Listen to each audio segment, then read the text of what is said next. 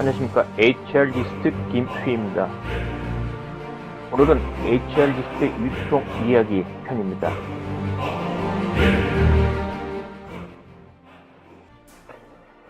이마트는 어떻게 할인점 업계의 1등이 되었을까요? 궁금하지 않습니까? 오늘은 이에 대해서 이야기를 나눠보고자 합니다.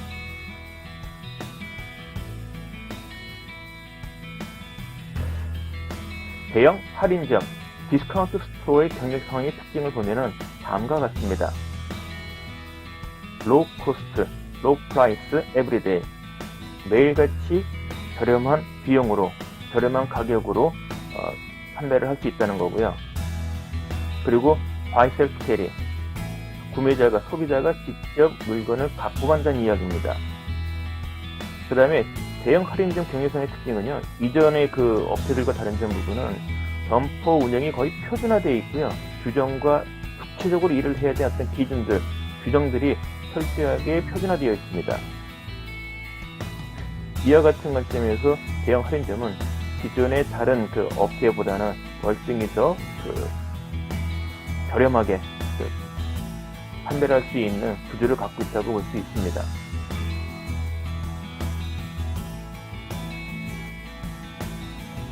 대형 할인점은 한마디로 얘기하면 시스템에 의해서 움직입니다. 여기서 말하는 시스템 부분은 표준화 부분이고요. 가령 전선 시스템, 그 다음에 매장 포맷. 물론 입지 크기에 따라서, 점포 크기에 따라서 매장의 포맷이 두세 개 정도 이렇게 다양한 경우도 있습니다만은, 어쨌거나 거의 유사한 포맷으로 매장의 그 포맷이 정해져 있어서 신규 출점을 할 때, 또는 건설을 할 때, 또는 뭐 기본 인프라, 매장에 설치 관련되는 그런 유틸리티, 그리고 상품 분을 조성을 할 때 한결 빨리 할 수 있는 여건입니다. 그 다음에 본사 중심의 마케팅 방식입니다. 지금 말씀드린 전선 시스템, 매장 포맷, 그 다음에 마케팅 방식은 본사에서 정한 방침대로 점포를 운영하는 것이 관건입니다. 사실 이와 같은 것이 되기 때문에 비용이 저렴하게 로코스트로 운영될 수 있는 거고요. 그에 따라서 가격도 항상 매일같이 낮은 가격으로 판매할 수 있는 여건이 되는 겁니다.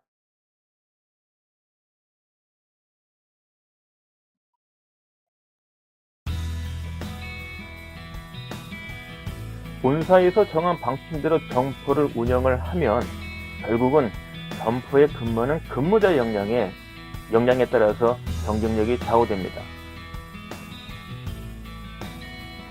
막상 대형 할인점에 근무하고 있는 직원들을 보면은요, 인원이 많은 것 같은데, 회사에 소속된 정규직, 지금은 정규 파트타이머라는 말은 잘 안 쓰는데, 파트타이머를 포함된 정규직 인원수는 상당히 극소수입니다.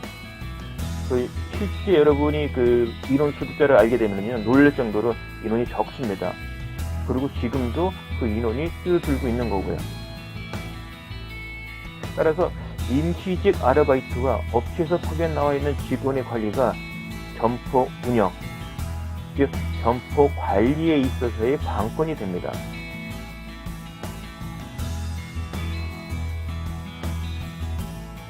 그렇다면 아르바이트 직원을 정규직처럼 장기간 근속을 유도하고 소속감을 유발하는 직원 관리가 결국 대형 할인점 점포 관리의 관건이 됩니다.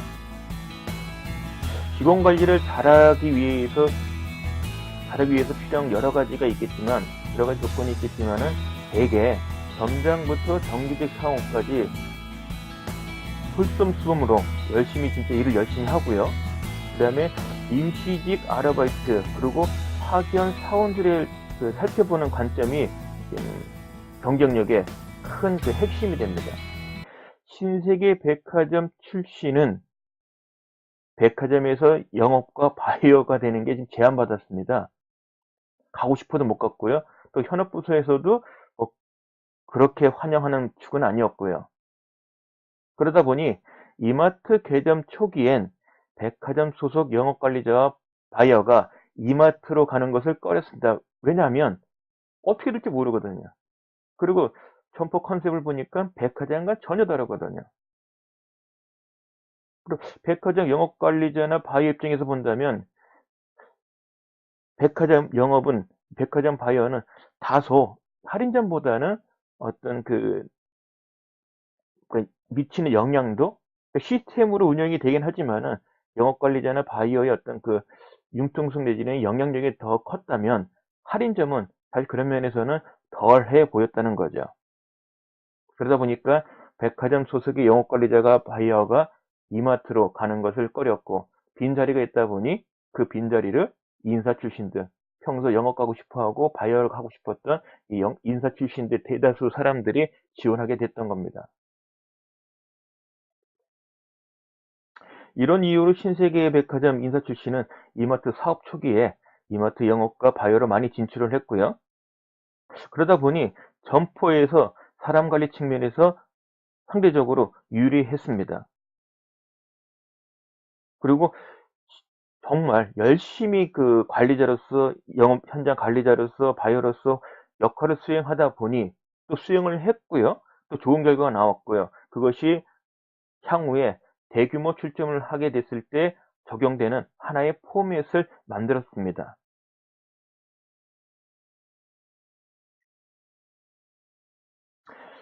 유통업체 근무자의 금기 사항이 있습니다. 대부분 감을 잡으실 텐데요. 접대 금지, 성희롱 금지, 금전과 상품의 횡령 및 유용 금지. 사실 이와 같은 금기사항 부분은 굳이 유통업이 아니어도 모든 직장인한테 적용되는 금기사항이 아닌가 생각이 듭니다. 대형 할인점이 청렴하게 경영되고 있는지 알 수 있는 방법이 불문율처럼 내려오는 것이 좀 있습니다. 물론 이것이 100%다 적용되진 않지만 나름대로 유통업체에 단연간 근무하고 있는 사람들이라면 이런 관점에서 점포의 청렴 여부를 사실은 파악하고 간접적으로 파악하는 요령이기도 합니다.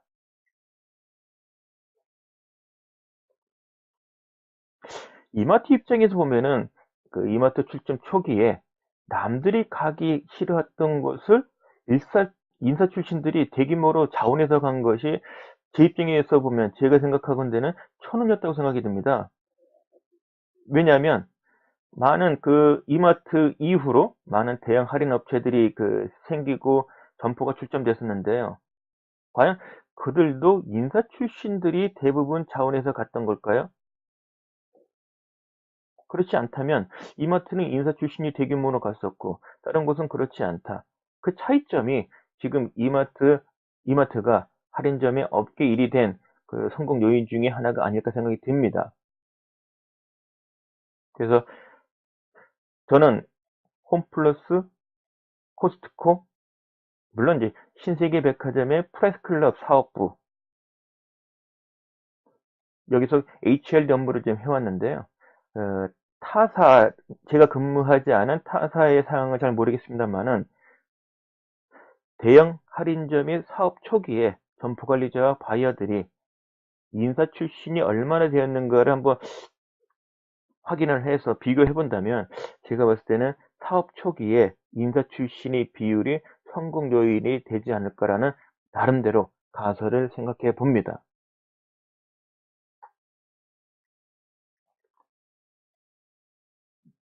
제가 그렇게 생각한 이유 중에 하나는요. 대형 할인점의 사업의 성공 여부, 사업의 핵심은 시스템 경영입니다. 여러 대형 할인점들이 같은 시스템 속에서 경영을 하고 있는데 경쟁력의 차이가 난다. 시스템이 같은데 같은 회사 내에서의 같은 규모의 같은 상권의 점포 간의 경쟁도 마찬가지입니다. 왜 차이가 날까요? 결국은 직원의 역량 발휘 수준이 점포의 경쟁력에 영향을 미칩니다. 회사 차원도 마찬가지고요. 이런 얘기가 있습니다. 매출이 당락은 매출이 많으냐 적어지냐는 바이어가 특정 상품을 매입하는 순간 결정된다고 합니다. 또한 점포의 이익률과 고객 서비스의 수준은 직원의 수준에 달려 있습니다. 결국 대형 할인점은 시스템으로 경영을 통해서 이루어지는데 그 시스템을 어떻게 운영하느냐, 결국 그 시스템을 운영하는 주체, 사람의 직원들의 역량 발휘 수준이 곧 경쟁력이 됩니다. 이상으로 HR 리스트의 유통 이야기를 마치겠습니다.